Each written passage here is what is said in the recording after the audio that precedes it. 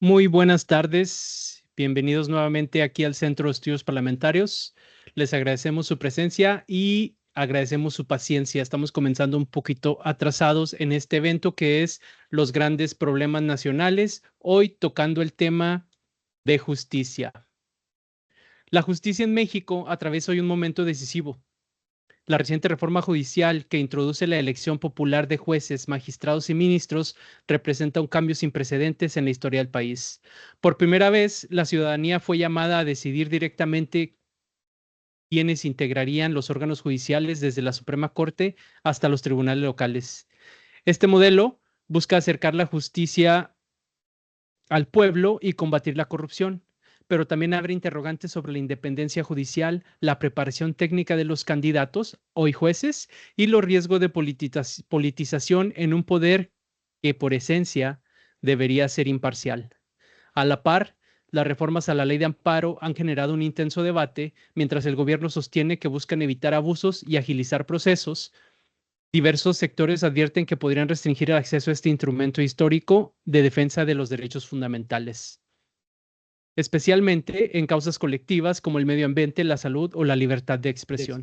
En ese contexto, maestro, le encargo el micrófono ahí, por favor. Gracias. En ese contexto, hablar de justicia en México es hablar de un nuevo paradigma, uno que promete cercanía y transparencia, pero que también despierta incertidumbre sobre su impacto real en la protección de los derechos y en el equilibrio de poderes. Para darles la bienvenida hoy, les presento al director del Centro de Estudios Parlamentarios a nombre de la Universidad Autónoma de Nuevo León y de la Secretaría Académica de la Universidad. Les damos la bienvenida. Maestro Abraham Nuncio, adelante, por favor. Muy buenas tardes y bienvenidos todos, sobre todo a ustedes que pues hacen posible con su atención que nosotros transmitamos ese tipo de programas que tienen que ver justamente con los problemas que enfrenta normalmente y de manera cotidiana la población. Uno de ellos, pues desde luego, es la justicia. La justicia tanto en lo que hace a la persecución del delito como a todo el aparato juzgador que en este caso queda en manos de los jueces de los diferentes tribunales.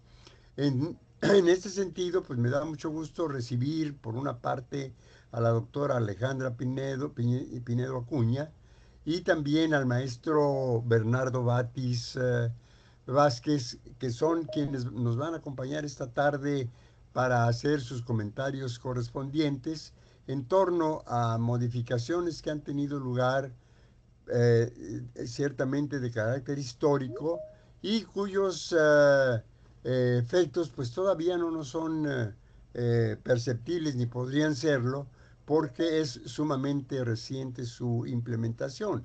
Apenas esto se está estrenando, por decirlo de alguna manera.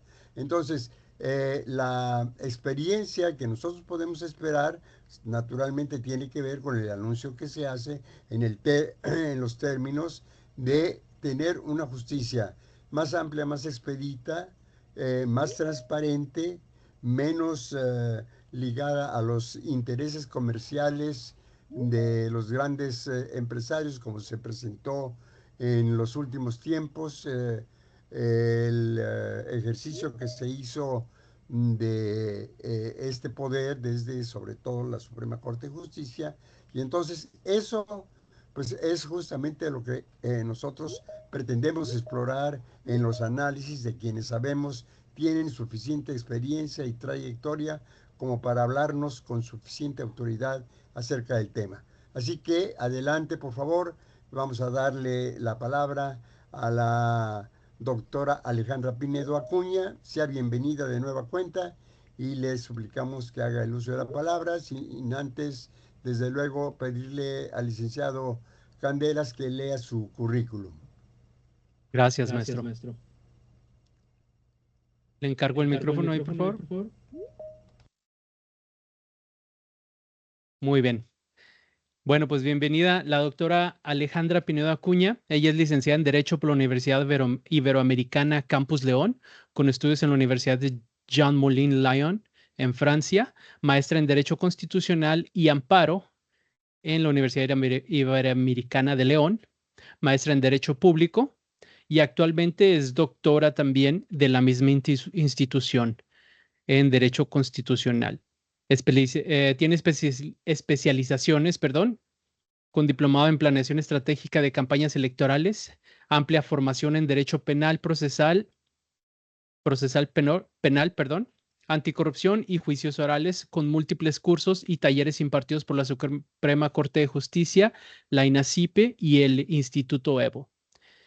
Tiene experiencia en lenguas con inglés avanzado, experiencia profesional, es meritoria y oficial judicial en juzgados de Distrito de Guanajuato, abogada postulante en el corporativo ENAINE y ENAINE y auditor interno en el órgano interno de control del Instituto de Investigaciones Eléctricas. Fue agente también del Ministerio Público investigadora en Nuevo León y desde 2017 es agente del Ministerio Público en la Fiscalía Especializada en Combate a la Corrupción de Nuevo León. Las actividades complementarias son varios talleres jurídicos en apoyo a mujeres y en el Centro de Integración Juvenil de León. Maestra, doctora, bienvenida, buenas tardes, muchas gracias por estar aquí.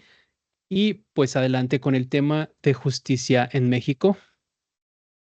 ¿Qué tal? Buenas tardes, muchas gracias. Muchas gracias por la invitación, muchas gracias por su tiempo. La verdad es que me da mucho gusto estar aquí, poder compartir un poco de lo que nosotros vemos el día a día, con lo que nos topamos, con lo que podemos trabajar, algunas áreas de oportunidad, algunas situaciones que han venido formando ciertas inconformidades por parte de la sociedad. Y bueno, pues la verdad es que la reforma judicial y todo este tema de los retos judiciales es sumamente amplio.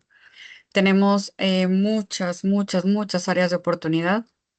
De manera personal, tuve un conflicto muy fuerte de interés cuando empezó todo este tema de la reforma judicial, justamente por los temas que estamos viendo ahora, que es el tema de la profesionalización de los nuevos titulares de los órganos, que no puedo generalizar, porque la verdad es que conozco a algunos que están sumamente bien preparados, que les reconozco su trabajo, su trayectoria e incluso me parecen algunas de las resoluciones que me ha tocado leer de ellos sumamente innovadoras y creo que es un buen trabajo.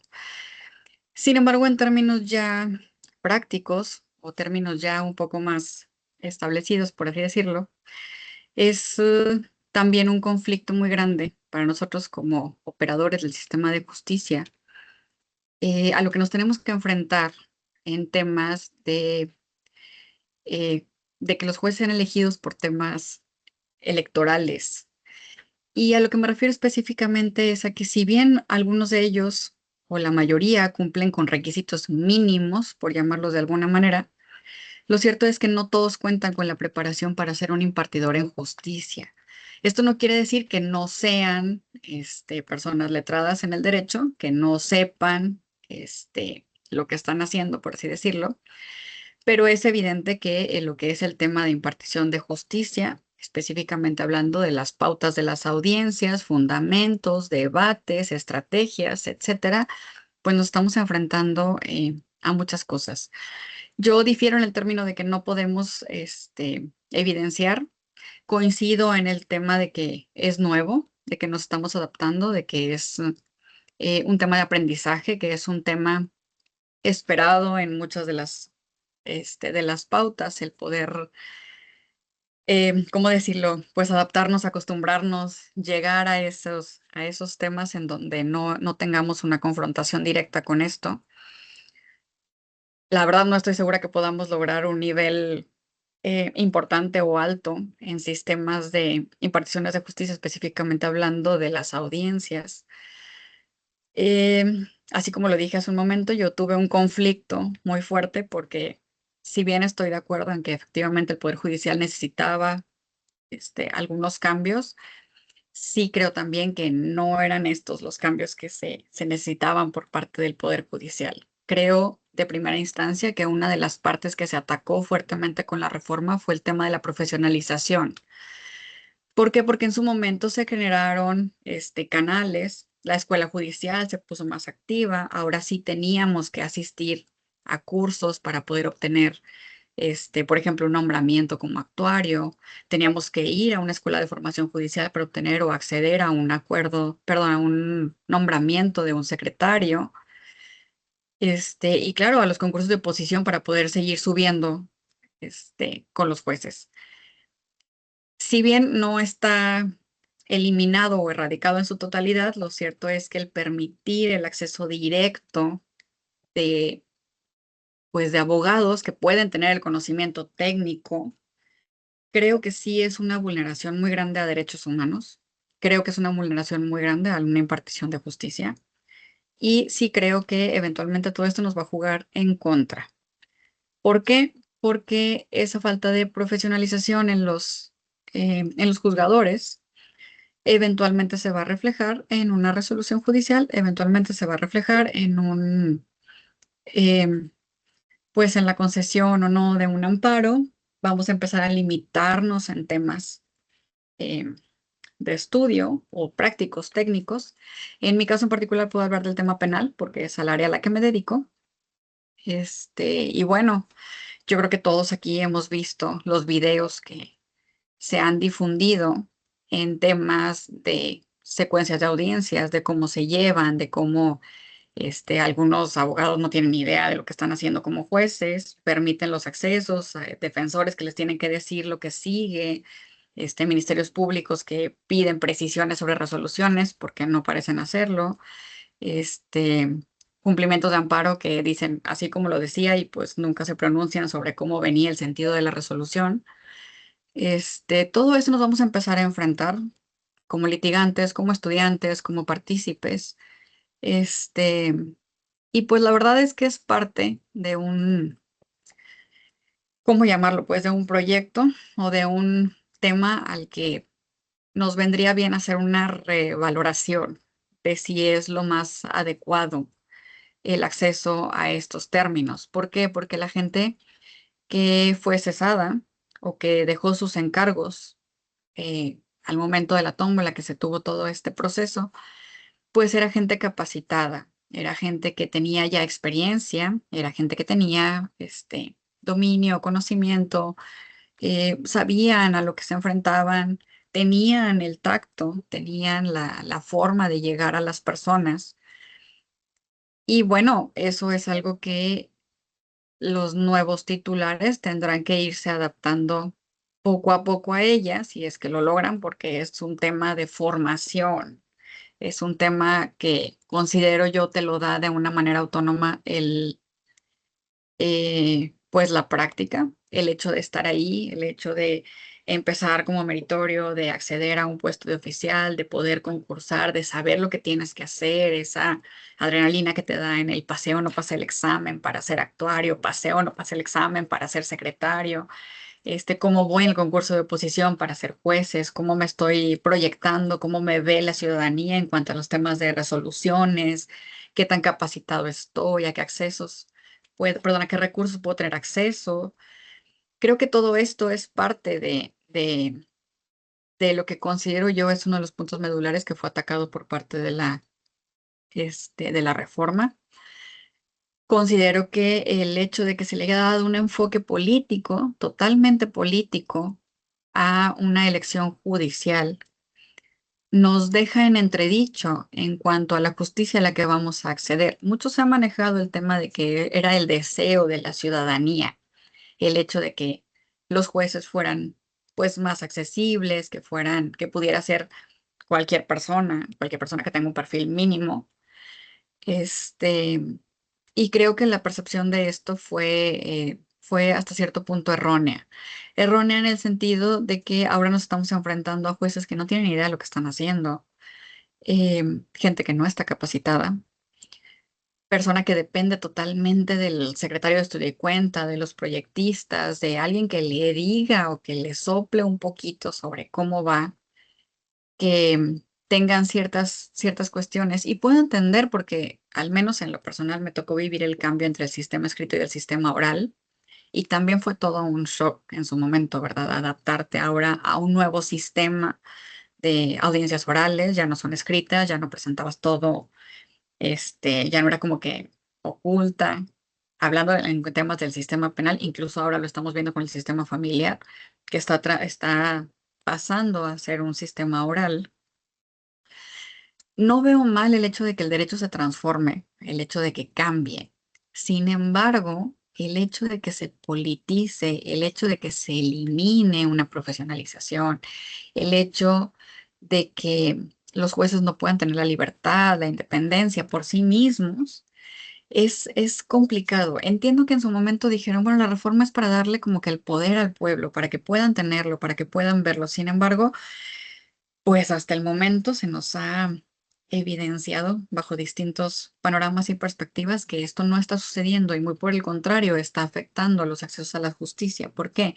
Porque incluso en algunos órganos jurisdiccionales tuvieron que suspender actividades para que en un término de 5 días pudiera capacitarse de, al titular de ese órgano jurisdiccional. Y la verdad es que 5 días no son suficientes. En mi caso en particular, estuve como meritoria varios años y si me preguntan, yo no me sentiría, eh, ¿cómo decirlo?, totalmente capacitada como para decir el día de hoy soy juez y puedo proyectar y puedo decir, a pesar de que creo yo que no desconozco el tema en el que ejerzo y evidentemente tampoco desconozco las pautas de las audiencias y tampoco en un tema estructural como tal.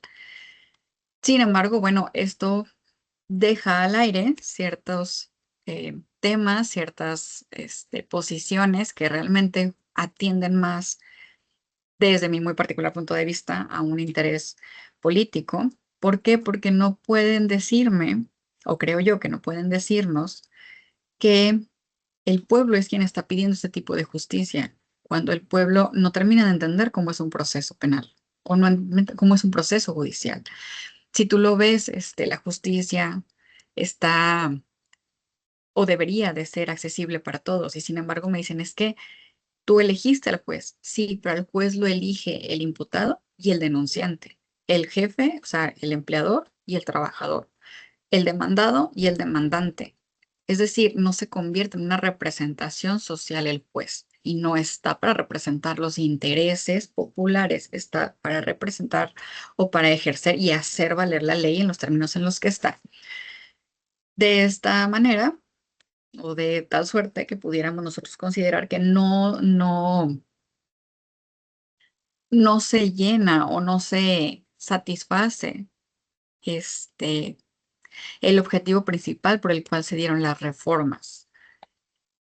Em, Hay unas cuestiones que me llaman a mí la atención. Por ejemplo, el hecho de este modelo de acercar al juez al pueblo. No lo veo erróneo. Creo que sí es verdad que las personas que en algún momento laboramos en órganos de impartición de justicia, si ustedes han tenido oportunidad de hablar con alguna de esas personas, se darán cuenta que efectivamente vivíamos encerrados en un poder judicial. Efectivamente no teníamos como que esa, ¿cómo decirlo?, esa cercanía con las personas, no nos dedicábamos totalmente al tema escrito, al análisis de las promociones, al análisis em, de propuestas que nos tenían, a proyectar resoluciones a favor o en contra. Ciertamente no todos los jueces eran perfectos, tampoco eran los más idóneos en algunos de los casos. Y efectivamente existen innumerable cantidad de detalles que pueden verse superados. Sin embargo, creo yo que eran áreas de oportunidad y no estrictamente este, considerados o que fueran motivo de una reforma tan grande eh, como lo fue esta reforma que actualmente estamos viendo, que tenemos y que ahora pues nos toca enfrentar y adaptarnos a ella hasta cierto punto. Creo que estamos en un muy buen tiempo todavía, sino de revertirlas y de corregir ciertas situaciones y de esta manera ir eliminando o ir disminuyendo el riesgo que se corre de que esto se vuelva inaccesible totalmente. O sea, que tengamos una justicia a la que no podemos acceder y no me refiero única y exclusivamente por intereses políticos o por dedazo o porque alguien le dijo al juez que resolviera de esta manera. Me refiero a la misma capacidad de las personas que le imparten, a los conocimientos, este, mm, de manera personal conozco a varios o sea, que contendieron para ser candidatos y que de verdad, cuando yo los vi en la boleta dije, no es posible. Sea, no es posible que esta persona esté aspirando a este tipo de cargos ¿Por qué? Porque conozco su trabajo, porque conozco su trayectoria, porque conozco cómo se mueven.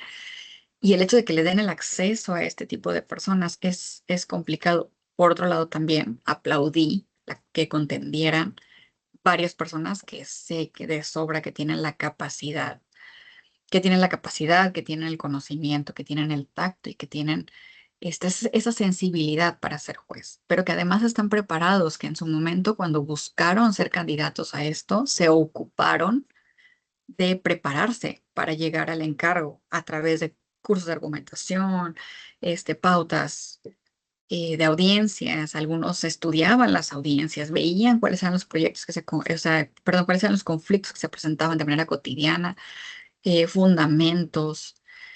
Y en base a esto ellos están ejerciendo. Sí entiendo que es un tema de aprendizaje. Sí entiendo que a lo mejor, así como alguien me dijo alguna vez, dale chance, van a aprender. Sí, sí van a aprender. El tema es que el costo público o el costo para las personas a las que no les toca un perito en derecho como juez o como magistrado es muy alto. La trascendencia de resoluciones de personas que no están capacitadas o que no están aptas para tomar estos temas es muy alto. A lo mejor a nivel social no trasciende el hecho de que a mí mi esposo me golpee y entonces el juez no me vincula porque considera que no están cumplidos todos los elementos del tipo penal y de esta manera, pues bueno, trasciende a mi esfera.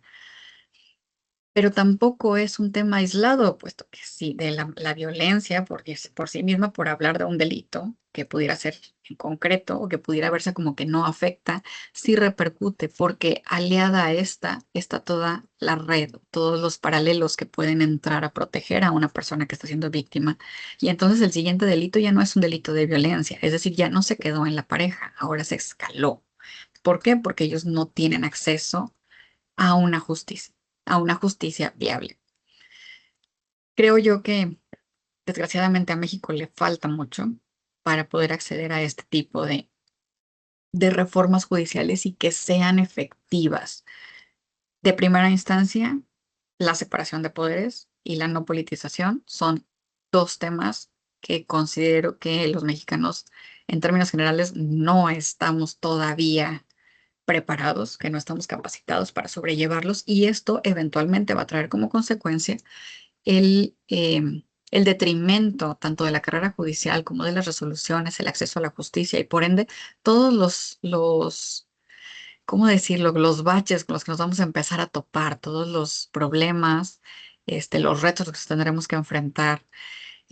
Ahora vamos a tener que considerar de manera individual al juez o a la persona que va a resolver. ¿Por qué? Pues porque tenemos que saber qué capacitación tiene, cómo está, para qué, para nosotros saber y estructurar de una manera que esa persona nos entienda.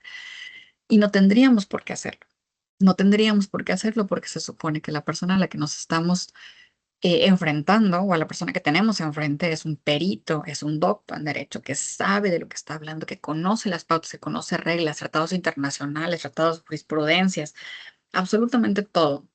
Y la verdad es que sí puedo decirlo abiertamente, me ha costado mucho trabajo ver audiencias que aunque sí han provocado cierta mofa o burla entre los compañeros, la verdad es que más allá de esto, es un tema que trasciende. Este tema eventualmente nos va a afectar y esto de lo que ahorita vemos hasta cierto punto con gracia esos errores, ese no saber cómo sigue la audiencia, no saberte el fundamento, no saber qué decir, que te tengan que explicar, que te digan o que te den como que una pauta, eventualmente nos va a cobrar la factura. ¿Por qué? Porque ahorita nos podemos reír, porque no somos nosotros los que estamos en esa audiencia, no somos nosotros los afectados, pero cuando eso te pase a ti como afectado, a ti como Ministerio Público, a ti como defensor, entonces vas a entender la trascendencia y la afectación real de lo que esta reforma implica. Y desde ese punto de vista, pues creo que es un tema complejo. Creo que efectivamente, como dice el tema de esto, es un problema nacional, es un problema de justicia, es un problema de de impartición, es de impartición de justicia. Este, tenemos ahí temas súper importantes, súper preocupantes también, si me preguntan. Todo esto de las reformas de la ley de amparo, todo esto em, de que si la jurisprudencia es o no obligatoria, que si ahora la puedo o no la puedo citar, que si la puedo o no la puedo utilizar, que ahora tengo que saber cómo piensa el juez para saber cómo aplicarla. Esto de momento nos puede dar risa, de momento nos puede o podemos considerar, es la transición, pero yo podría afirmar que esta transición eventualmente nos va a pegar. Eventualmente vamos a ser nosotros los afectados y no lo hablo como una institución pública. Es decir, a mi Ministerio Público no me va a afectar, a mi defensor no me va a afectar, a mi juez no me va a afectar, pero a mi ciudadano en términos generales sí, con qué confianza voy a acceder. Si ya de por sí la credibilidad de las instituciones está eh, dañada, hay un detrimento muy grande en la credibilidad hacia ellas, en la forma en la que se conducen. Ahora todo es corrupción, todo tiene esa etiqueta.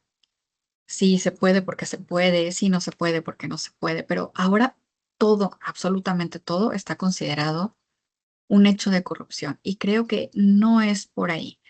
Creo yo que eso de satanizar, por llamarlo de alguna manera, el término de corrupción debe de parar. Debe de parar porque esto, más allá de estarnos haciendo un bien, nos está afectando. Nos está afectando, ¿por qué? Porque cosas muy sencillas que no son parte de un debate político, temas jurídicos, netamente jurídicos, lo primero con lo que te topas es que eres corrupto, por eso no me quieres dar la razón. No, no soy corrupto. O sea, yo tengo una pauta que revisar, yo tengo unos elementos que justificar, yo tengo ciertos requisitos mínimos de procedibilidad para poder avanzar. Y si ni esto lo cumplimos, pues entonces no es un tema de que yo sea corrupta, es un tema de que no me permite la ley avanzar. Me van a decir, bueno, pero pues ya dijeron que no me salgan con que la ley es la ley, ¿verdad? Frase bastante pública y bastante conocida. Y eso es una lástima que esté pasando. Es una lástima porque las instituciones, las leyes reglamentarias, secundarias, todas tienen una razón de existir. Todas deberían de tener una jerarquía respetable. Deberíamos de tener la confianza en las instituciones, llámese policía, llámese fiscalía, defensoría, inclusive ahora todas las de apoyo a las víctimas, que son pues bueno, aquí en Nuevo León se llama Dopavidet. Toda esa, ¿cómo decirlo? Ese reforzamiento a esas instituciones sería prioritario previo a establecer un cambio en este tipo de sistemas. Y lo voy a explicar muy sencillo.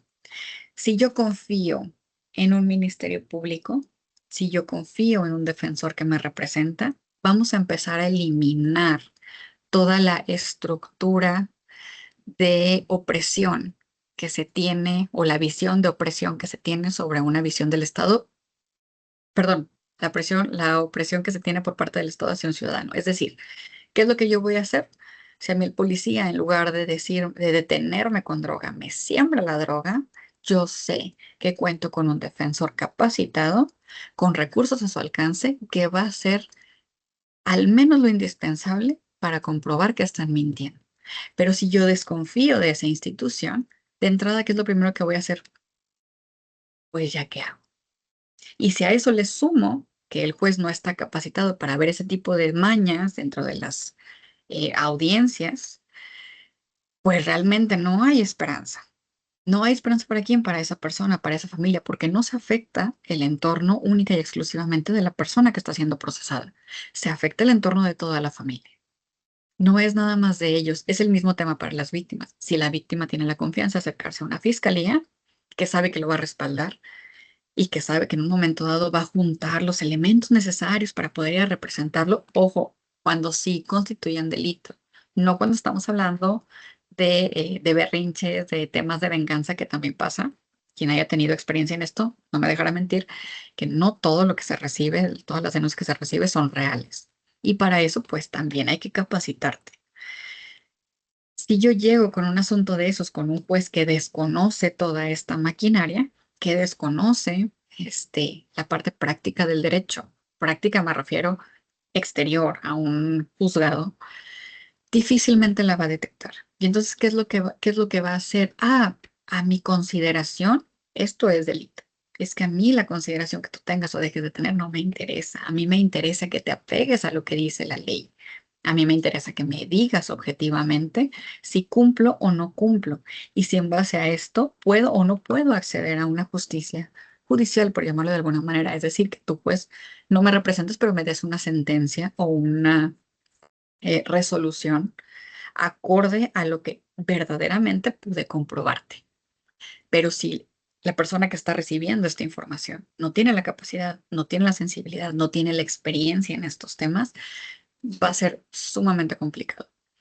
Por ahí, hace un momento antes de iniciar con ustedes este conversatorio, conversaba con algunos colegas sobre este tema y la verdad, pidiéndoles que me dieran algunas pautas o ideas sobre qué es lo que para lo que ellos considerarían que sería importante transmitir o hacerles llegar.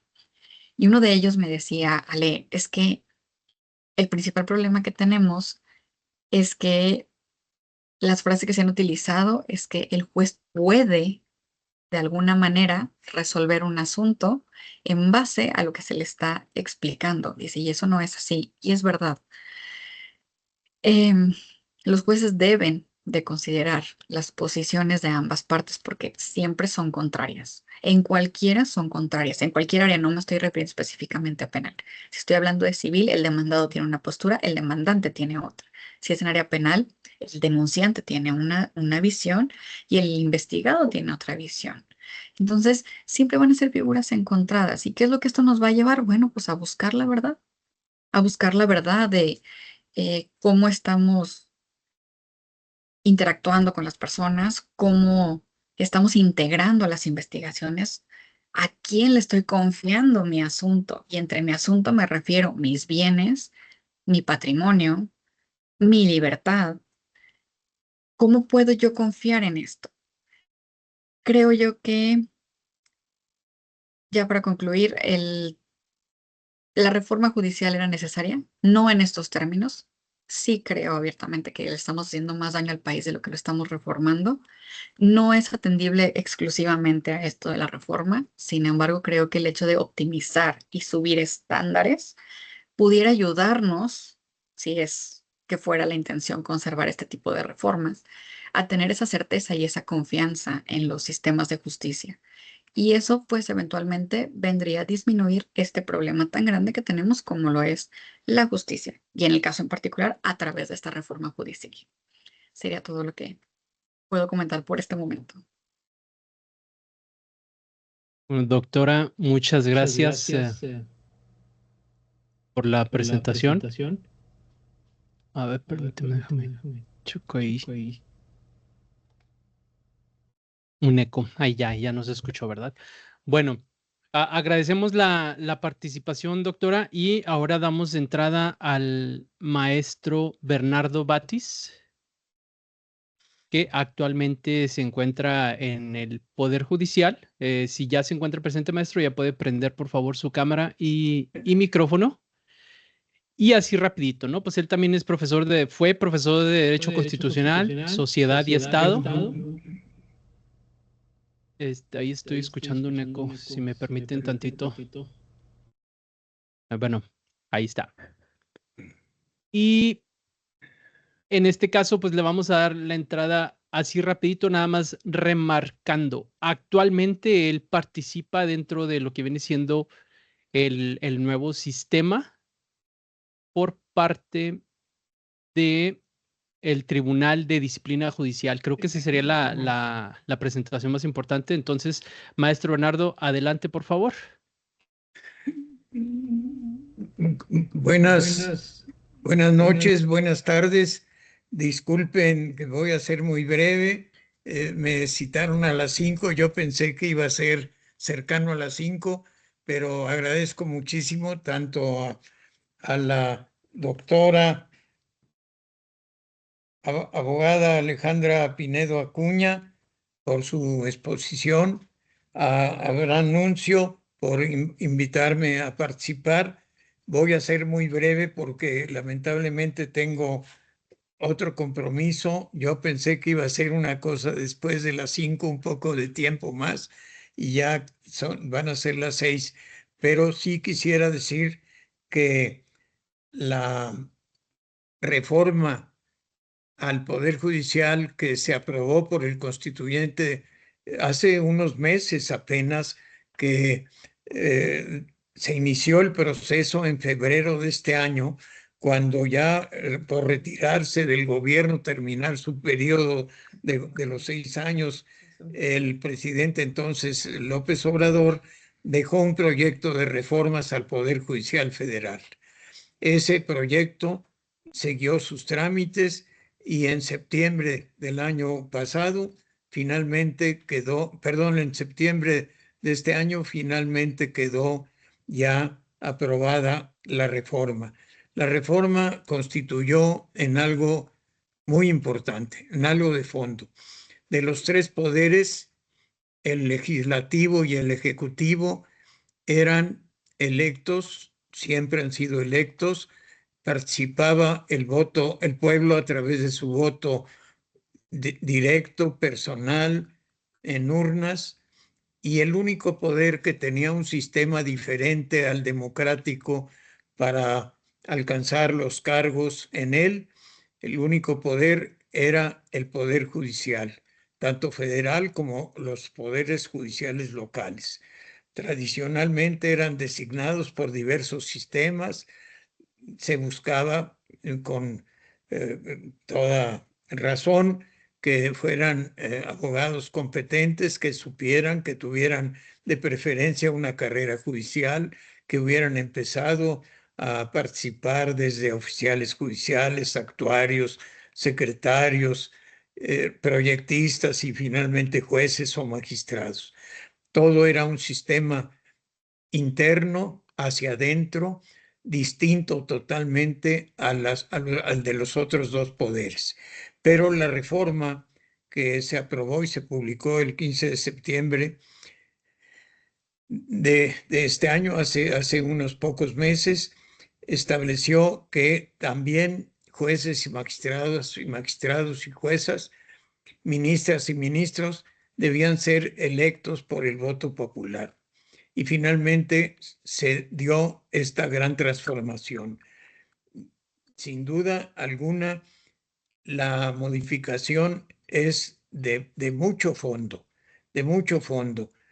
El pueblo, por primera vez, el pueblo de México con su voto, por primera vez va a participar en la elección de quienes van a emitir las sentencias en los procesos judiciales. Impartir justicia significa lo que la justicia misma tiene como esencia, dar a cada quien lo suyo. Se dice, y así lo dice, viene diciendo una definición clásica que viene desde el tiempo de los romanos, desde el derecho que en Roma, en la Roma imperial y antes en la Roma republicana, se había establecido como definición de justicia. Justicia es dar a cada quien lo suyo, dar a cada quien lo que le corresponde. ¿Y cómo es eso? Pues cuando no hay conflictos, cuando no hay diferencias entre unas personas y otras, pues cada quien tiene lo suyo y se respetan mutuamente y la sociedad vive en paz. El problema es cuando hay diferencias, cuando hay puntos de vista distintos, y entonces interviene el Poder Judicial. Este tercer poder que siempre se menciona al último después de los otros 2, primero el legislativo, luego el ejecutivo, y al final quedaba el judicial. Y el judicial era distinto a los otros 2. Uno aprobaba las leyes, el legislativo, el otro, el ejecutivo, decidía las cuestiones prácticas de aplicación de la ley en la vida cotidiana, pero al tercer poder le quedaba algo sumamente importante y valioso para la sociedad: resolver conflictos. Al a diferencia de los otros dos poderes, el Poder Judicial tiene la obligación de darle en los juicios, en las controversias judiciales, el Poder Judicial debe decidir quién tiene la razón y quién no la tiene. Esto es una cuestión sumamente delicada que hace que la mitad del mundo quiera a los jueces y la otra mitad no. Quien recibe la razón, a quien se le dice que tiene razón y que procede el ejercicio, que está bien el ejercicio de sus derechos, que puede ejercitarlos, que puede llevarlos a la práctica, esa parte del universo de la sociedad está contenta cuando le dan la razón y la otra parte no. Quiere decir que de los tres poderes, el que más está expuesto al juicio ciudadano es precisamente el Poder Judicial. Por eso es tan importante como dos problemas. Uno, tener leyes y principalmente leyes procesales que traten igual a las partes y le den oportunidad a los litigantes de expresar sus puntos de vista, de ofrecer sus pruebas, de desahogarlas, de alegar, de dar sus razones. Y el juez al final va a resolver el conflicto. Pero esos jueces ahora, a partir de la reforma que se inició a finales de 2024, a principios de 2024, ese proceso tan largo que concluyó con la reforma de la que estamos hablando, hizo que los integrantes del Poder Judicial sean electos ahora en forma democrática. Sí, desde el punto de vista técnico puede decirse que la elección debe hacerse tomando en cuenta las virtudes, las cualidades, la preparación, la capacitación de los que van a ser sujetos del juicio del pueblo mediante su voto, de la decisión mediante el sufragio. En el caso del Poder Judicial, pareciera que es más difícil que en los otros casos. La verdad es que no es así. Tan difícil es ejecutar las leyes desde el Poder Ejecutivo como elaborar las leyes en el Poder Legislativo. Y es tan difícil aplicarlas a los casos concretos, aplicarlas en el sistema administrativo, que discutirlas y aprobarlas en las cámaras del Poder Legislativo. Por eso creo yo que el haber logrado igualar al Poder Judicial, que era el rezagado, para decirlo de alguna manera, el que no había estado sujeto al escrutinio público, era un poder que constituía una especie de aristocracia, no muy conocido, solamente los litigantes, un pequeño sector de la sociedad sabía del Poder Judicial. Pero el gran paso que se da, y con esto si me permiten, voy a terminar porque les decía yo que mi tiempo se complicó porque yo pensé que iba a ser a las 5, pero sí quiero decir que es muy importante lo que sucedió y que ahora los juzgadores, quienes van a emitir las resoluciones que dirimen los conflictos, van a estar sujetos al juicio, a la valoración del pueblo, del voto ciudadano. No es muy fácil. Sin embargo, estoy seguro de que tenemos que confiar en dos cosas. Primero, en que el pueblo está preparado, está capacitado. Si puede elegir a los otros dos poderes, también podrá elegir a los jueces de ahora en adelante. Ya lo hizo, ya se tuvo la primera experiencia y estoy seguro que podemos decir que vamos bien hasta ahora. Hay que tener confianza. La democracia es un acto de humildad de las autoridades.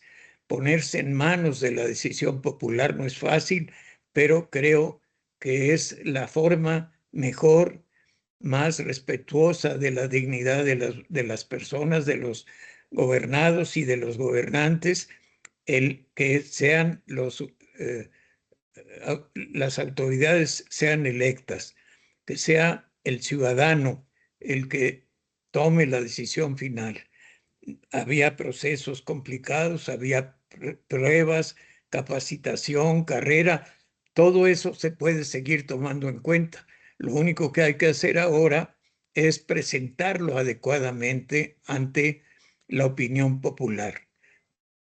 Ahora no solamente deben estar bien capacitados y preparados quienes aspiran a ejercer cargos judiciales, sino que además deben estar también capacitados para demostrarle a los votantes que tienen esas cualidades y esas características de preparación y de capacitación. Lo deben hacer. Estoy seguro, porque confío en la democracia, porque siempre he creído que es la mejor manera de gobernar.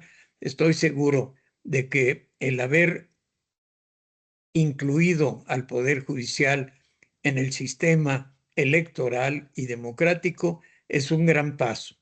No es fácil, repito, va a costar trabajo, pero va a ser, en mi opinión, y en la de muchos, en las de los quienes promovieron la reforma, va a ser, al final de cuentas, estoy seguro, positivo. El pueblo estará más cerca, podrá emitir los juicios directamente en la votación, juzgar a sus juzgadores, tener una opinión de ellos, y confío en que haya la complementación de la democracia con la justicia.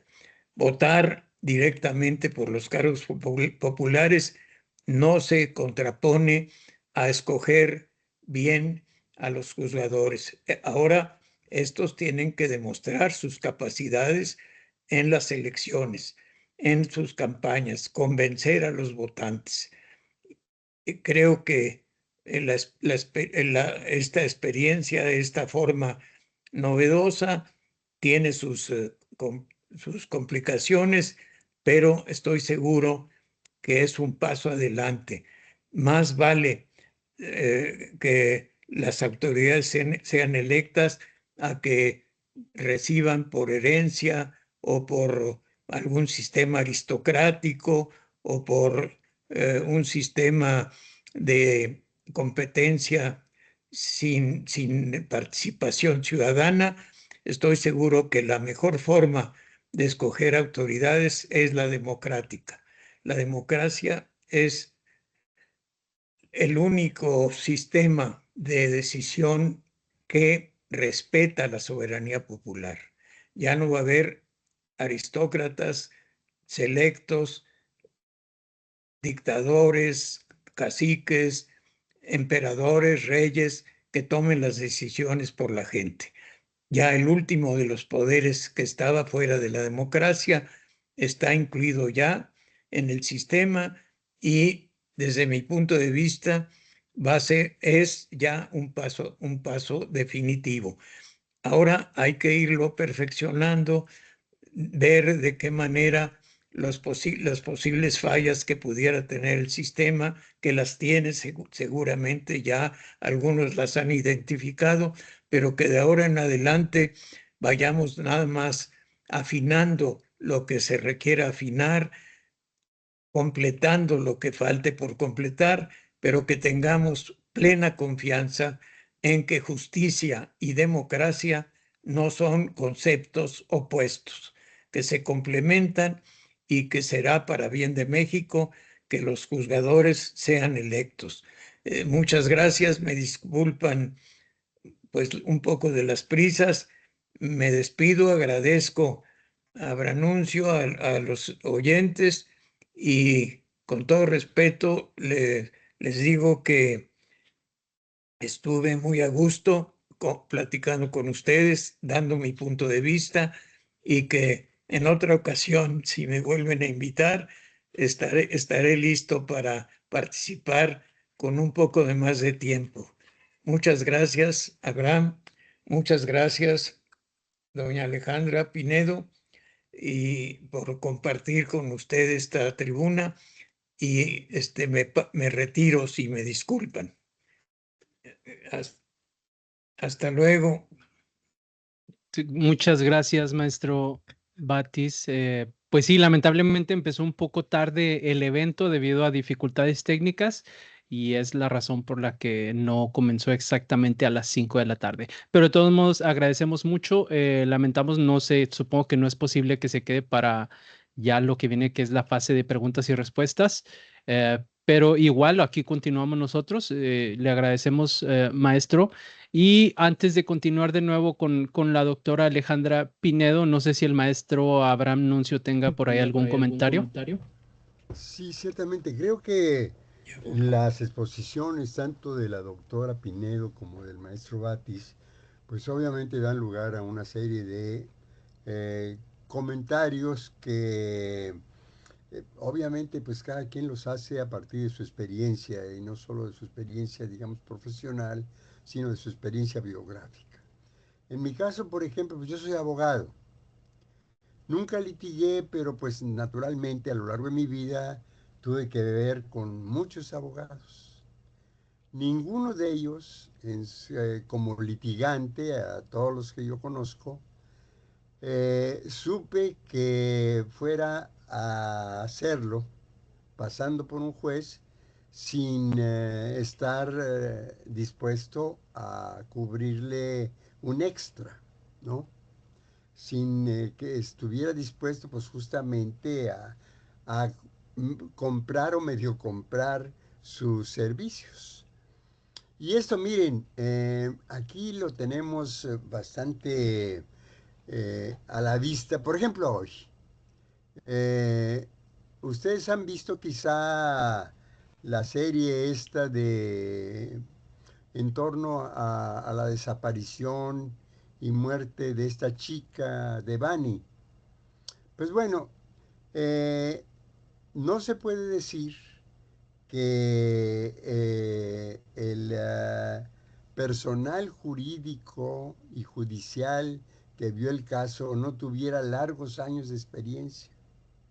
Bueno, pues ese caso, como muchos otros en el país, sigue impune. ¿Por qué? Pues precisamente porque es el dinero en un país donde todo se compra con dinero, ¿no? Lo que viene al cabo imponiéndose en las decisiones de todo mundo. Entonces, esto es una experiencia que yo creo que todo mundo la entiende. Miren, por ejemplo, todos los días se violenta la Constitución. Si un pobre taxista o un conductor cualquiera que sea alcanza a un vehículo y el vehículo ese es un vehículo de lujo, yo les aseguro que inmediatamente el vehículo que le chocó o contra el que chocó o lo haya chocado, pues es remitido de inmediato al corralón. Una cuestión que está prohibida en la Constitución. Nadie puede ser molestado por autoridad alguna sin que medie una orden judicial. Entonces, todos los días se detiene a estos pobres conductores, ¿no? Cuando ocurre un pequeño accidente de esta naturaleza, para no hablar de los grandes, un alcance, ¿no?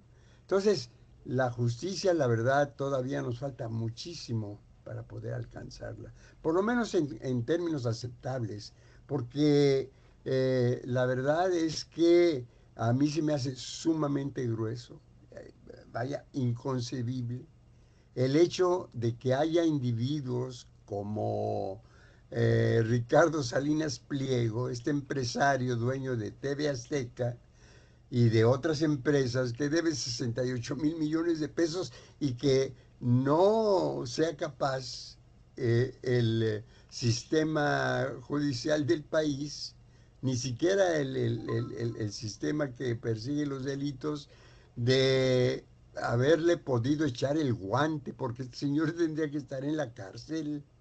No puede ser eso. O sea, es privar al Estado mexicano de poder brindar una serie de servicios impresionantes, porque sabemos que escuelas hay que no están suficientemente dotadas, ¿no? Porque muchas no tienen servicios ni techo a veces. Entonces, no, hay muchas carencias en nuestro país. Pero es un país desigual. Esto yo, digamos que en mis artículos lo cito, porque es uno de los países más desiguales de América Latina, si no es que el más desigual, a pesar de todas las reformas que se le han hecho y a pesar de los gobiernos que nos han prometido equidad en la manera de conducirse y de conducir al país. No, no lo han hecho. Ni con toda la formación profesional que, como indica la maestra Pinedo, ella reconoce que algunos tienen y que muchos no tienen. Pero finalmente el hecho es ese. Seguimos viviendo en un país desigual y la desigualdad no es otra cosa más que injusticia. Porque la justicia normalmente se viene comprando con dinero. Podrán ser excepciones, yo creo que la doctora es una de ellas, que no haya sido pues comprada con dinero, si yo francamente eso lo creo, por su exposición y por su saber, pero la verdad es que eso todavía no lo logramos nosotros, digamos, hacer avanzar. Y esto, por ejemplo, ahora que ella lo dice, pues es que hay poca formación en los jueces, o muy o ninguna, o son improvisados, ahora como resultaron después de la elección. Pues es cierto también esto lo que dice la doctora. Pero mire, es tan difícil que se atienda a esa necesidad de que quienes van a ejercer el papel de juzgadores se capaciten. Nosotros en el Centro de Estudios Parlamentarios lanzamos, por ejemplo, un diplomado en capacitación judicial. No lo pudimos implementar porque no tuvimos inscripción. Entonces dices, no, hay el interés, todavía está pendiente en el 27 la próxima elección de jueces, lo vamos a convocar en el próximo semestre nuevamente. ¿Por qué? Pues porque la idea es que verdaderamente se capaciten en lo que es el funcionamiento de la ley y sus funciones específicas como jueces. Esto finalmente pues hay que decirlo de esta manera porque si no también se nos escapa el contexto. Y entonces pensamos que vivimos en un país cualquiera, ¿no? Pero que no hay ningún determinante y para mí el determinante es justamente el sistema capitalista. Es el mismo que produce todos los daños que se están causando en todo el planeta, en todo el planeta, ¿no? Lo que acabamos de saber en torno a quienes protagonizan la flotilla Sumud, que intenta llevar provisiones en términos humanitarios a los habitantes de Gaza, pues ha sido asaltada y secuestrada por el Estado terrorista de Israel, porque no se le puede llamar de otra manera.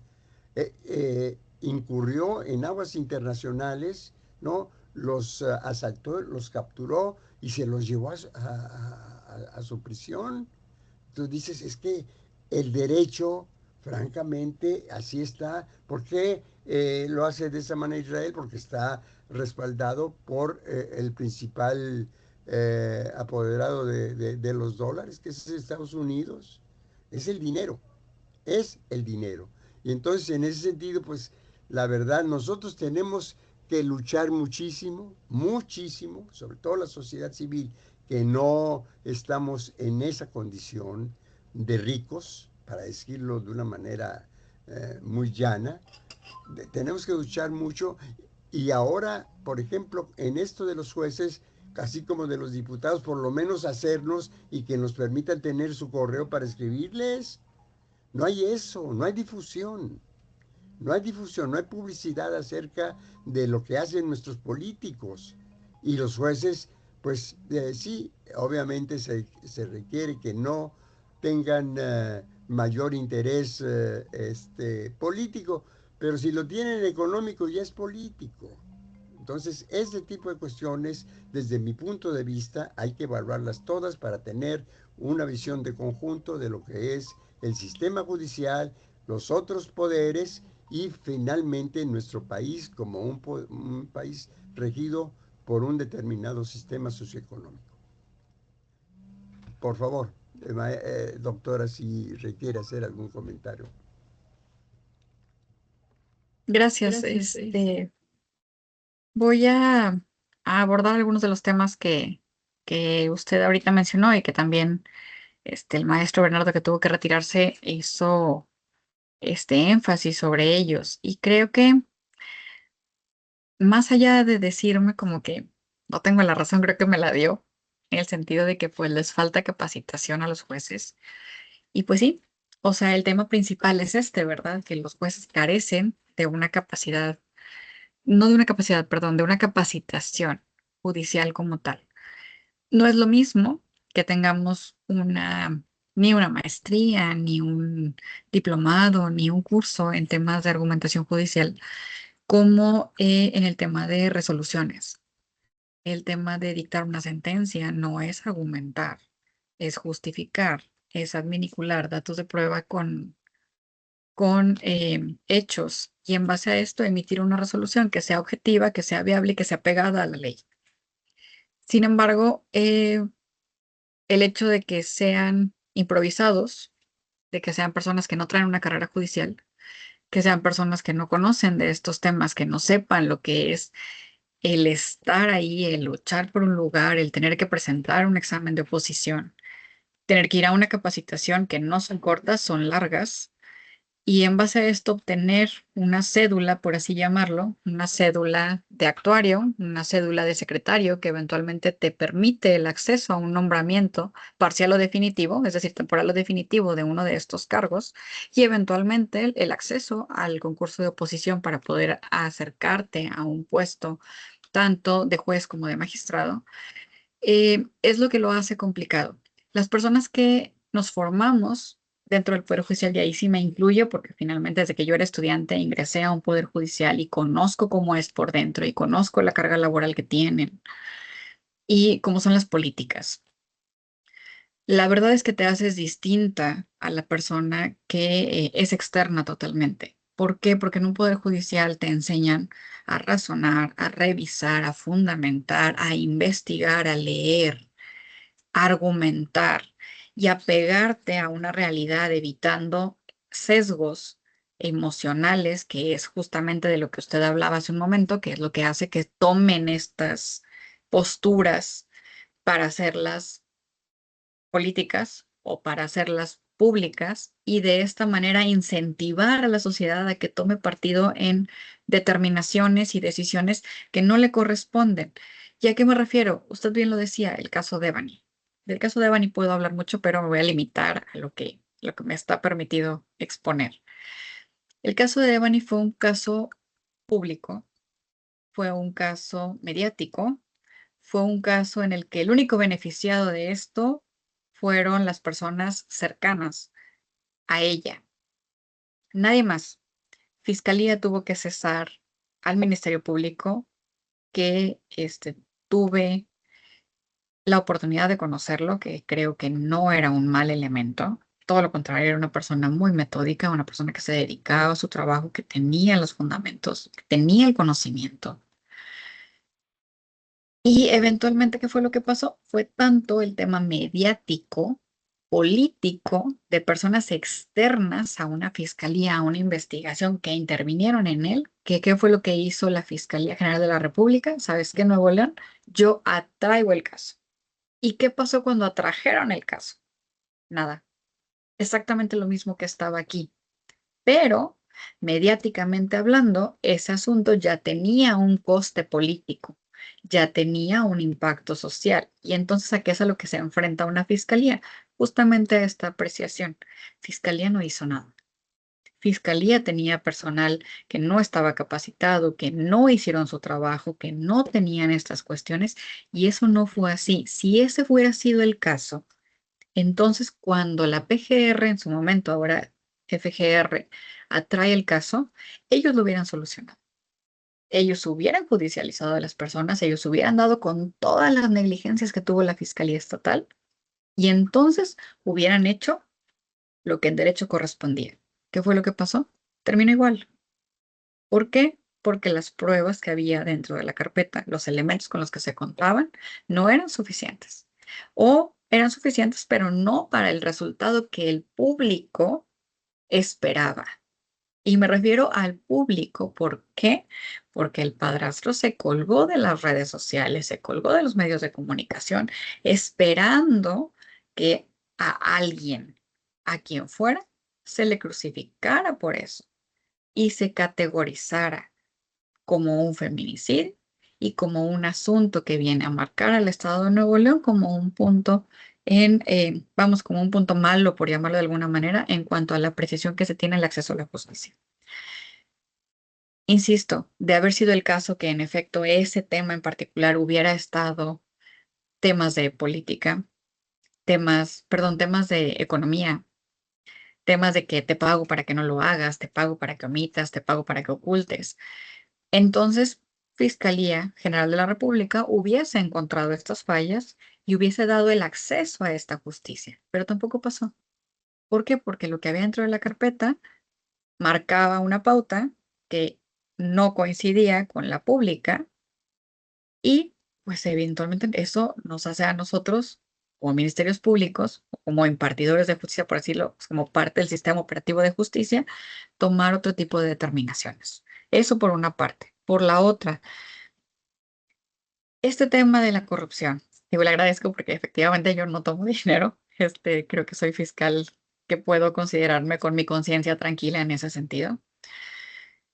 No desconozco el medio, ni judicial, ni dentro, ni tampoco por parte de Defensoría. Entiendo perfecto de lo que me está hablando. Es un tema que se ha eh, politizado, que se ha expuesto en diversos foros, no nada más en el estado de Nuevo León.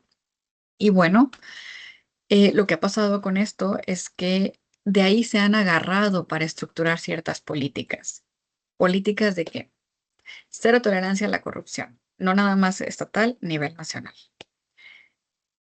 Y empiezan, es que todos son corruptos, es que nadie sabe hacer su trabajo, es que la corrupción está sesgada totalmente a el pago o a la entrega de una gratificación en cualquier sentido hacia un funcionario público que por derecho no le corresponde, es decir, recibe su sueldo, no tendría por qué tener una aportación adicional. Pero el tema de corrupción va mucho más allá del tema monetario. También es corrupto quien acepta un puesto para el que no está preparado. También es corrupto una persona que no hace lo posible por capacitarse, por salir, por poder ejercer acorde a lo que está viviendo un tema de eso. Y a esto me refiero a los jueces. Oigan, yo tengo el deseo de ser juez. No tengo ni idea qué hace un juez, pero mi sueño más grande es ser juez porque se ven bien padres. Y a lo primero que me voy es al sistema americano. ¿Cómo me lo pinta el juez? Un sistema no sé cómo decirlo, no es mediático, pero sí de streaming, o sea, de categoría sencilla. Todo lo que me dicen de los jueces, ¿no? El respeto que tienen y demás. Es que no es así. Para empezar, tenemos sistemas abismalmente distintos. Mientras que nosotros tenemos una rama que es distinta, ellos tienen un jurado, tienen una estructura, pero además allá sí se respeta a la policía. Aquí no. Aquí llega el policía y que le digo, échate una conmigo, poli. Digo, porque aquí donde estoy vemos a policías y no tienen ni idea la cantidad de historias que nos dicen ni cómo nos la platican ni qué es lo que vemos. La verdad es que no creo que vaya por ahí. No creo que este sistema esté ayudando a erradicar la corrupción, todo lo contrario, creo que la está impulsando y la está fomentando. ¿Por qué? Porque la persona que es de carrera entiende la trascendencia de un evento de este tipo, entiende el impacto social, personal y laboral que generan este tipo de conductas. En cambio, la persona que es externa, pues se le hace fácil. ¿Por qué? Porque no le ha tocado vivir esas etapas, vivir esos desafíos del día a día que eventualmente nos van a traer como consecuencia de este tipo de situaciones. Y la última que me llamaba la atención era el tema que usted tocaba respecto de las elecciones judiciales, más allá del tema, em, ¿cómo decirlo?, político, de si es o no posible. Creo que probablemente es el ejemplo más grande que yo puedo ver de corrupción. Se hizo público el tema de los acordeones. La respuesta de las personas que fueron a votar fue básicamente nula, nula. Hubo casillas que ganaron con el 1% de votación. Eso no es un sistema democrático. Ni siquiera debería de calificar para tomarse en cuenta como un sistema, como una determinación que eventualmente pudiera trascender a los cargos que actualmente están ocupando. Y esto es bien evidente en todos los sentidos. Y voy a explicar por qué. Tenemos un sistema de elección en donde tú vas y votas, físicamente hablando.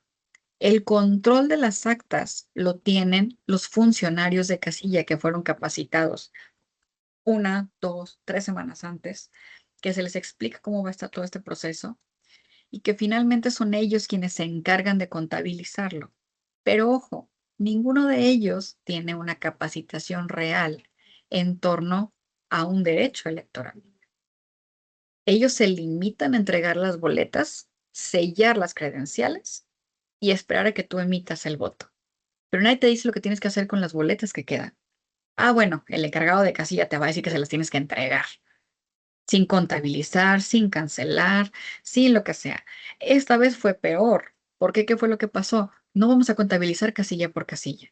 ¿Qué es lo que vamos a hacer? Vamos a recoger las urnas y después vamos a sacar los resultados.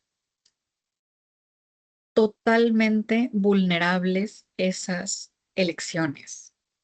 Y no, no es un tema de práctica y no, no es un tema de mejora. Realmente es un tema de que no debe de pasar. Si tenemos conflictos eligiendo a un diputado, a un senador, a un diputado local, hasta a un presidente, porque nos dejamos llevar por propaganda, la verdad es que los mexicanos no estamos hechos para tener este tipo de elecciones. Si yo le pregunto a cualquiera que está aquí, dime qué características viste en el juez por el cual tú decías que era, yo podría apostarles a que más de la mitad no tienen ni idea de los nombres de quienes contendieron a un cargo de este tipo. No los culpo, es parte de nuestra formación. Eso de igualar a los tres poderes y finalmente determinarlos y terminar con esto de que, pues es que hay que igualar también el Poder Judicial. Es que el Poder Judicial no es democrático. El Poder Judicial necesita personas capacitadas, estudiosas, imparciales, que conozcan la trascendencia de sus decisiones, de sus determinaciones, que sepan a lo que está, que efectivamente, como usted lo dijo, no sean accesibles al tema monetario. ¿Por qué? Porque tienen una responsabilidad social. Pero estás hablando que le estás pidiendo a un pueblo que incluso no tiene ni terminada la primaria, que te elija un profesionista que lo va a respaldar. ¿Y cuál es la campaña del juez? Yo soy el juez del pueblo. Yo te voy a ayudar cuando tengas un problema. Es mentira. Es mentira totalmente. ¿Por qué? Porque no te va a ayudar. Sí o sí va a tener va a tener que resolver acorde a derecho. Pero ¿cuál es la imagen que la gente tiene? Ah, pues es que es accesible, es raza, como le dicen aquí, que es un término que vine a aprender en Nuevo León. O sea, eso no pasa. ¿Cómo ganó el ministro este que es de Nuevo León? Mejor preparado que un chicharrón. ¿De qué hablas? Digo, y si ya les tocó ver una sesión, se darán cuenta que no está mejor preparado que un chicharrón, ¿verdad? O sea, las fallas que tiene son básicas. Entonces, Yo difiero en esto, hay una disyuntiva y no es un tema que deba de tomarse a la ligera. Sí considero que debería de tomarse con la seriedad necesaria, de desvirtuar todos estos fantasmas que existen a través de la reforma judicial, de hablar las cosas directas para que el porcentaje de población que la comprenda de verdad comprenda la trascendencia. Y esto difícilmente va a pasar. Pero bueno, es una apreciación. Ciertamente es una apreciación como pues la mía lo es decir, que son, digamos, fruto de nuestra propia experiencia, tanto la de usted, doctora, como la mía. Eh, y yo creo que usted tiene mucha razón en el sentido de apuntar de qué manera se producen las campañas en relación con el nivel de conocimiento que tenemos de los actores, vaya, de los candidatos en este caso. Pues ciertamente si les preguntamos a los jóvenes que están sobre todo en términos numéricos en la audiencia, si recuerdan por qué diputado votaron, les va a ser difícil decir por quién, uno, y dos, por qué votaron por él, si lo conocían, si no lo conocían. Es difícil, es difícil en ese sentido. ¿Por qué? Pues porque no estamos suficientemente informados y no se nos informa. O sea, la cuestión aquí, por ejemplo, mira, este es tu juez y ahora tú continúa exigiendo, tratando de vigilar cuáles son sus decisiones, de qué manera las toma, porque como digo, pues sí, antes en el sistema puse el ejemplo de Devani porque me pareció muy elemental, es decir, no tenía demasiado de dónde tomársele que no resultara absolutamente absurdo e ilógico en lo que hace a la intervención de las autoridades locales, tampoco en las de las federales. Entonces, por eso sigue impune. Y otros del mismo Jaez. Pero bueno, yo creo que en ese sentido lo que se requiere más que otra cosa es que nos preparemos. Y esto va directamente, digamos, como un llamado a los estudiantes. Ustedes creo que harán muy bien, como decía Ortega y Gasset, en dudar.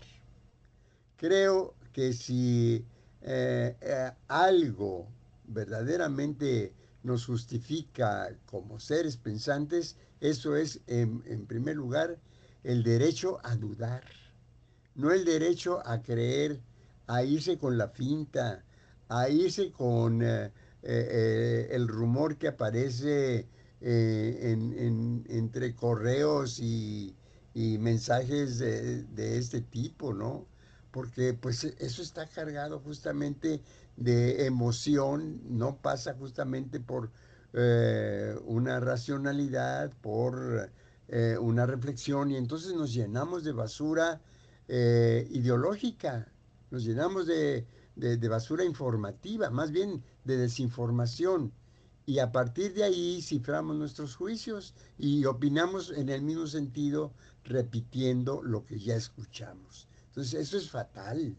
Eso es fatal para poder cultivar un espíritu crítico, que es lo que yo siento que debiera justificar a los universitarios, pero que no se da. No se da precisamente porque no hay esa disposición, pero tampoco por quien la fomente, ¿no? Y eso pues también va para los maestros.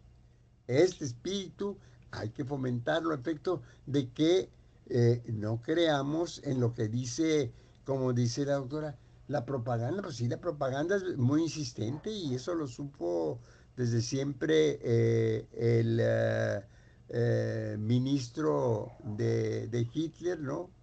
Era buenísimo, ¿no? En todo lo que es esta propaganda. Tú repite una mentira y esa se convertirá en verdad, ¿no? Entonces, en ese sentido, pues claro que los propagandistas, los ahora llamados eh, tecnopublicistas, ¿verdad? Los mercadólogos, pues es lo que hacen.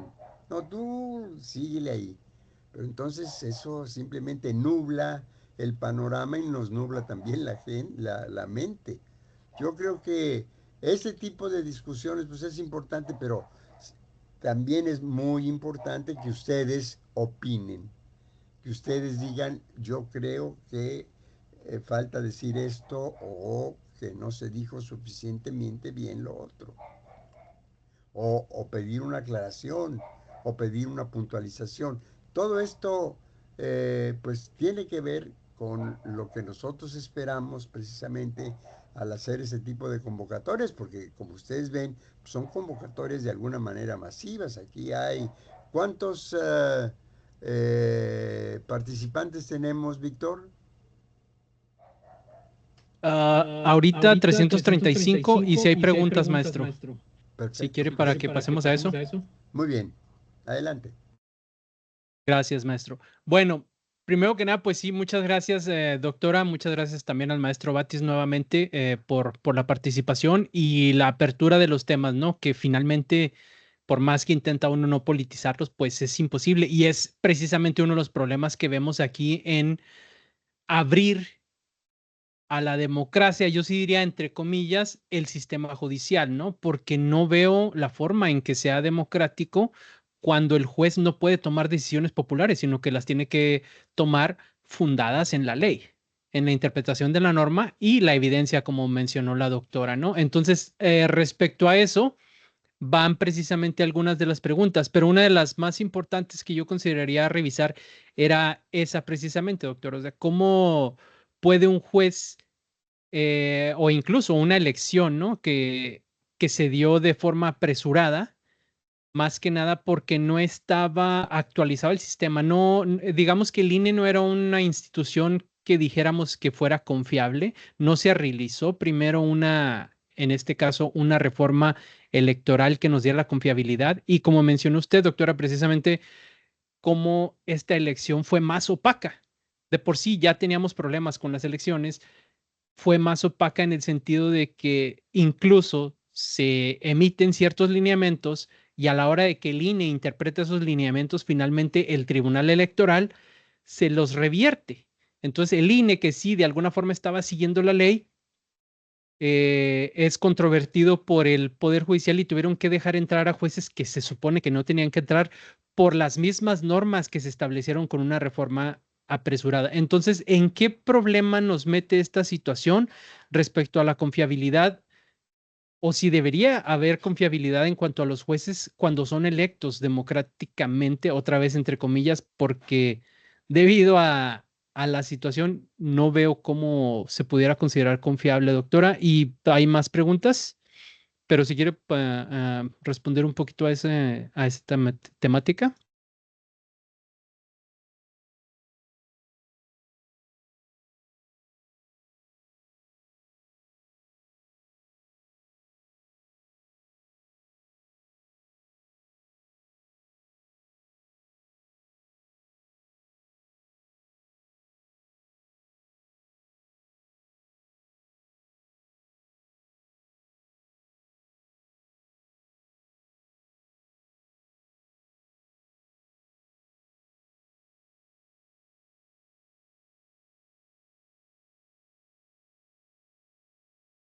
¿Ahí me escuchan? Perdón. Sí, ya se escuchó. Ya, perdón, es que se congeló aquí. ¿Qué tan confiable puede ser tener a jueces electos? No, no puedo descartarlo del todo, esa es la verdad. O sea, creo que sí existen perfiles idóneos, sí existen perfiles, de gente que tiene experiencia. En lo personal conozco algunos que la verdad me dio mucho gusto que quedaran porque son personas muy capaces y tienen todos los conocimientos. Sin embargo, a lo mejor sería un tema de elevar a un grado importante los requisitos y los estándares para que la persona pueda acceder a este tipo de, de puestos o de, sí, pues de nombramientos o de títulos. Porque yo sé que se va a escuchar mal, pero al final del día, una persona con una formación básica que accede a un puesto de este tipo o que por su edad o experiencia es recién egresado y tiene la posibilidad de acceder a este tipo de puestos o de encargos, complica bastante toda la logística y la mecánica de un poder judicial, porque como ya lo he repetido, no es algo que puedas dejar al azar, no es algo que se pueda quedar en el aire, es algo que requiere a una persona con cierta formación y cierto perfil.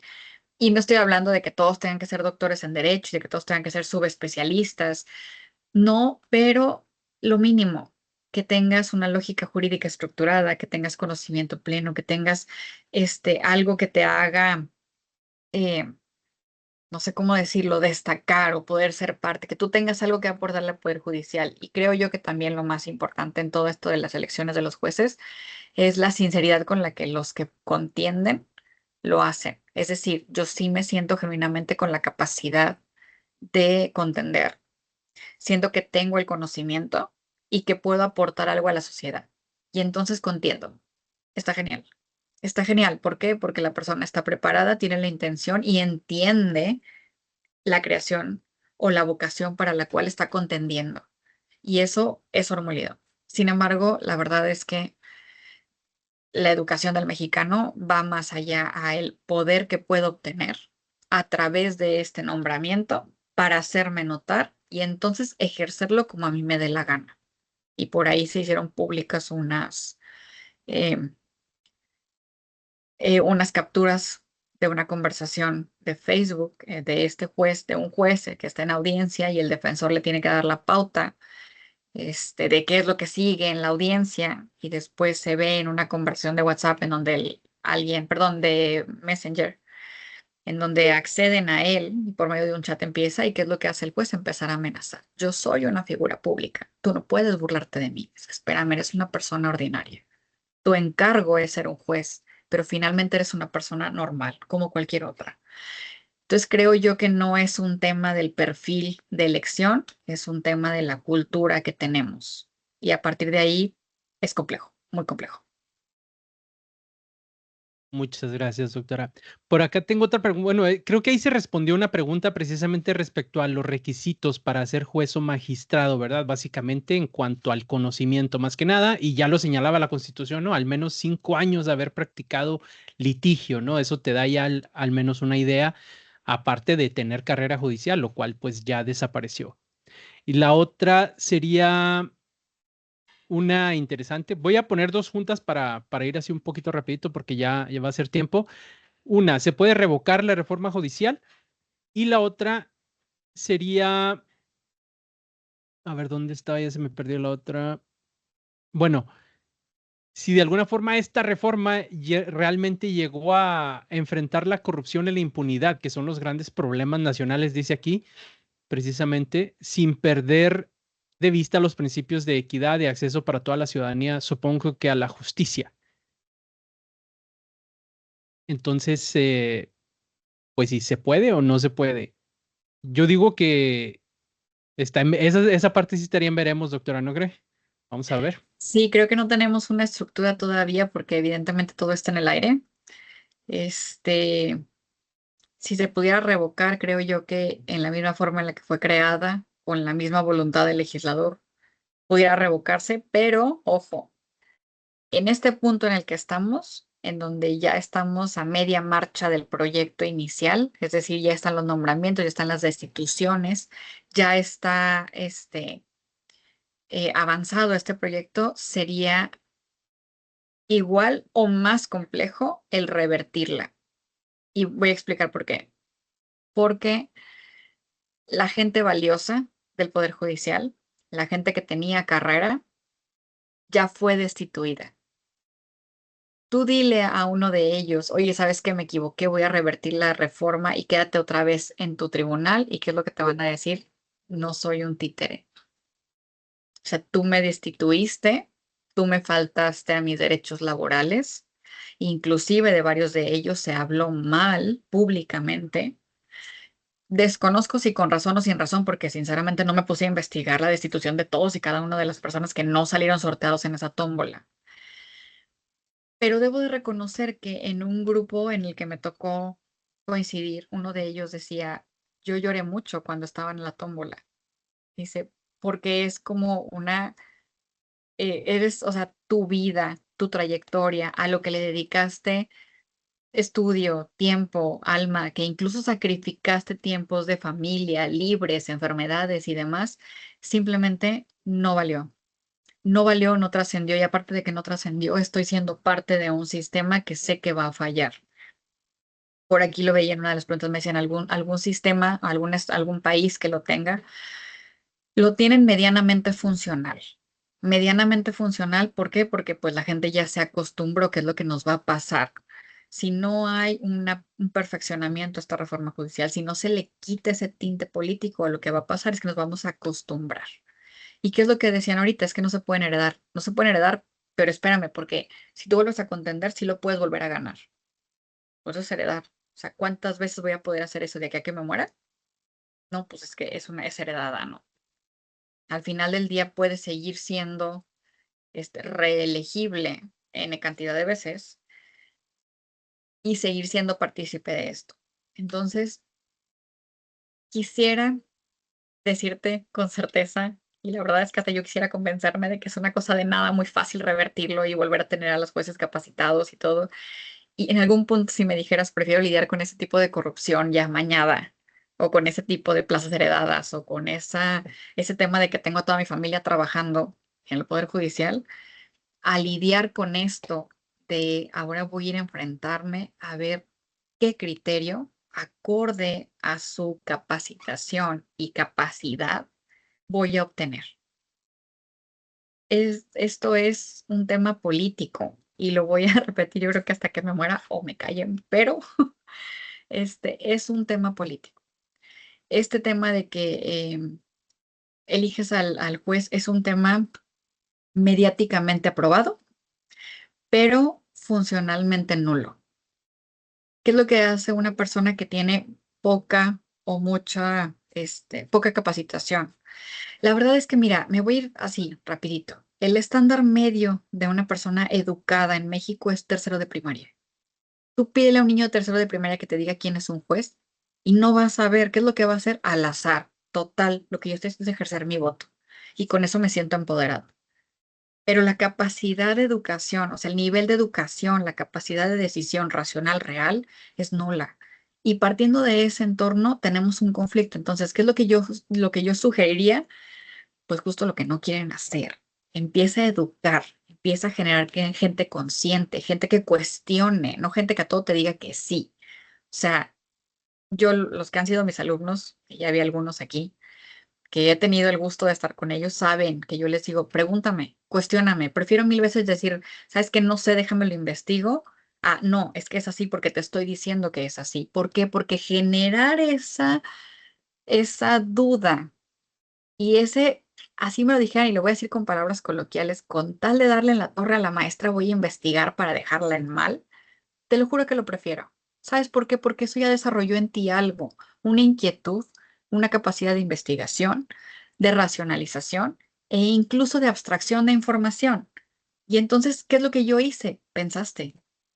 No importa si fue para que hacerme quedar mal o para aportar realmente algo, finalmente pensaste, investigaste, procesaste y finalizaste. Eso es oro en una etapa como esta. ¿Qué es lo que están haciendo? Oye, te doy una beca de 19 a 29. Perdón, ya lo bajaron aparte, ya son más pequeños. A los 29. Y yo te voy a preguntar, ¿qué va a hacer el chavo de 29 años cuando le retiren su apoyo y no sepa hacer nada? O sea, ¿qué destino va a tener esa persona? Y luego a esa persona le vas a pedir que vote, si no es que le vas a pedir que contienda, ¿verdad? Para ser juez. Y entonces, ¿en manos de quién te vas a poner? Entonces, la verdad, creo que el mejor antídoto que tenemos ahorita, todos los que estamos de alguna manera externo, es capacítense, aprendan a pensar, aprendan a cuestionar. ¿Para qué? Para que ustedes sean el contrapeso de todo esto que está generando, porque la verdad es que yo sé que muchos no lo ven venir, pero esto va a generar una crisis judicial, de criterios, incluso de seguridad, importante en un futuro. ¿Por qué? Porque yo estoy formando, ¿cómo decirlo? Personas que nada más me digan que sí, que no me cuestionen. que estén de acuerdo con todo lo que yo digo. Y eso creo que es la parte más peligrosa de la reforma, el conformismo que se está queriendo hacer ver como normal y que eventualmente va a trascender en que nunca, nunca, y entiéndase de verdad, nunca vas a acceder a una justicia real. Muchas gracias, doctora. Sí, creo que estoy de acuerdo en ese posicionamiento precisamente porque se ha hecho notar de alguna forma, y no digo que vamos a entrar, yo digo que ya estamos en la crisis, apenas tenemos un mes básicamente, y lo vemos ahorita, las personas que estamos litigando ya tenemos problemas con la comunicación en los juzgados de entrada, ¿no? Ahorita todos están atrasados, están violando derechos y más en amparo, sin duda. ¿Por qué? Porque lo pueden alegar a la carga de trabajo. Incluso cuando la Suprema Corte de Justicia dice no, hay jurisprudencia que dice no puedes alegar carga de trabajo para no tomar una decisión que hablamos del 14 constitucional o del 16 o 17 constitucional, donde dice que la justicia debe ser expedita, ¿no? Esa es una de las situaciones que hemos estado enfrentando ahora, más allá de que precisamente las decisiones que se están tomando, al menos lo vemos en la Suprema Corte, van en torno a la defensa del Estado, no precisamente de los derechos humanos y no de la ciudadanía, y se agarra ejemplos, ¿no? Ahorita se mencionó un ejemplo como lo es Ricardo Salinas Pliego, porque es una figura pública, él sí es una figura pública, además de que es empresario, ¿no? Y una de las cosas que me llama mucho la atención es precisamente que se le da a él todo este peso como una persona corrupta, como una persona que está realizando todo tipo de delitos, cuando si lo analizamos, se va uno a analizarlo ya jurídicamente, dices, perdón, pero es que él no está registrado como empresario directamente, ¿no? Lo serían sus empresas y la responsabilidad no recae sobre él, recae sobre su empresa. ¿Es cierto eso, doctora? Sí, es cierto, pero me te voy a interrumpir un momento con eso y voy a hacer una pauta importante. Hay un video de la corte, de una sesión de la corte, que es público, ustedes lo pueden poner en YouTube, en donde la ministra Lenia Batres dice que sí, que efectivamente es un derecho del ciudadano que se le resarce el daño, pero que si eso le va a costar al Estado, entonces no. Es público. Entonces no puedes decirme que ese es el tipo de justicia que yo quiero para mí. ¿Por qué? Porque tú mismo lo estás inhabilitando. ¿Qué es lo que dices? Ah, bueno, si al Estado no le beneficia, entonces no hay justicia para ti. ¿Por qué? Porque la justicia es primero para el Estado.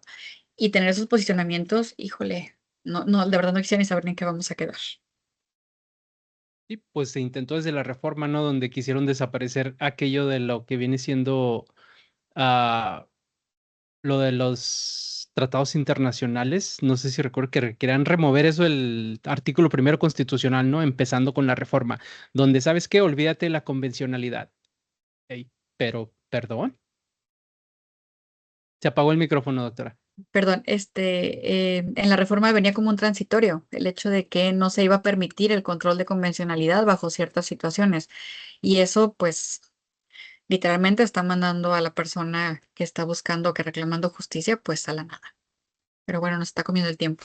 Está Así muy es. No, pues interesante yo creo esto. que ya de ahí ya se fueron las preguntas. Las demás eran una serie de comentarios que pues vamos a mencionarlos nada más así rapidito para que no piensen que los abandonamos.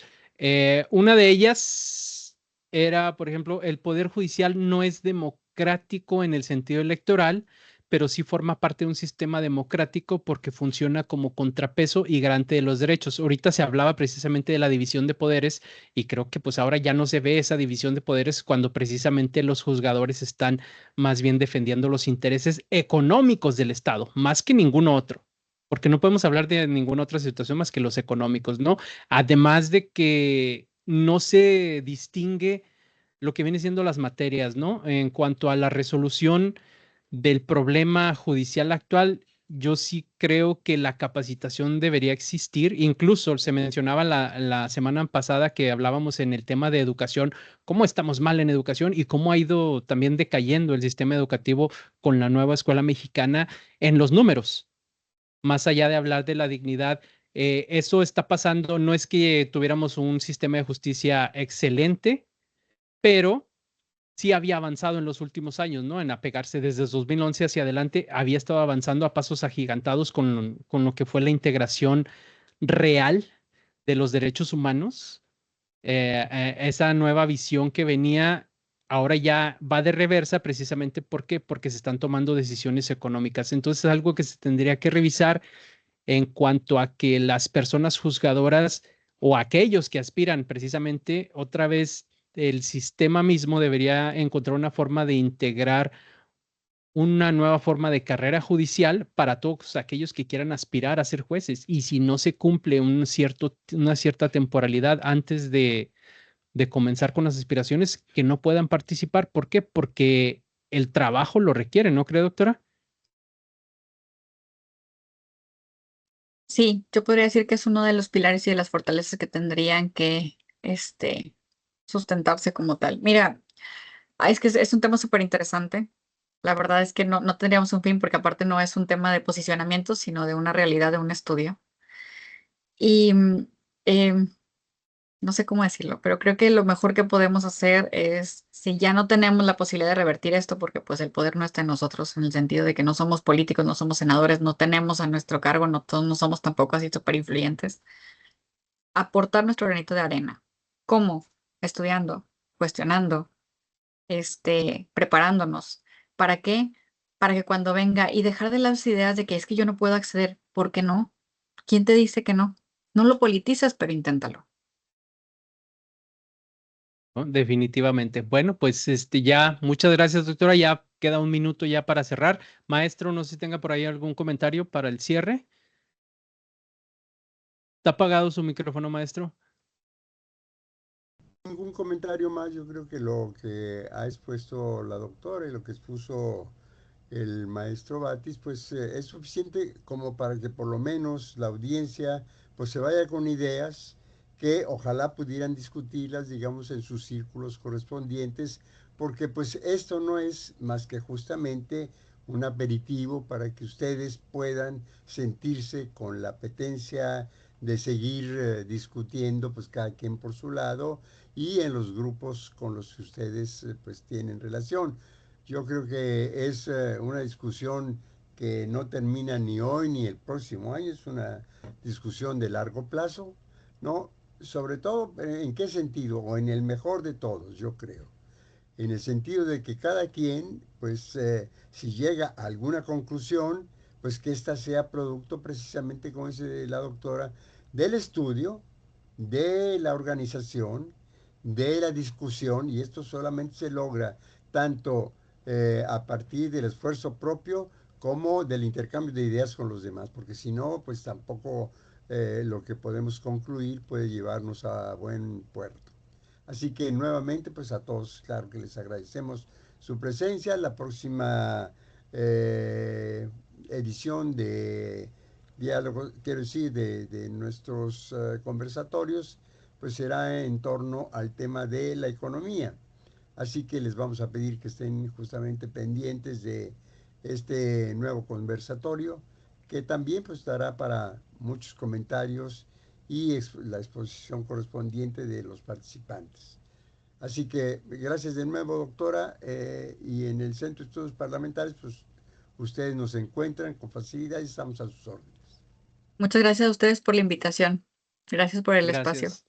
Gracias, doctora. Y bueno, pues aquí seguimos en el Centro de Estudios Parlamentarios. Ya saben, nosotros fomentando de una forma u otra lo que viene siendo ese desarrollo del pensamiento crítico. Y como dijo el maestro, les agradecemos su presencia. La siguiente semana pueden buscar ahí el evento de economía. Aquí en los grandes problemas nacionales quedarían otros dos temas pendientes, además del de economía. Maestra está invitada, igual si quiere asistir.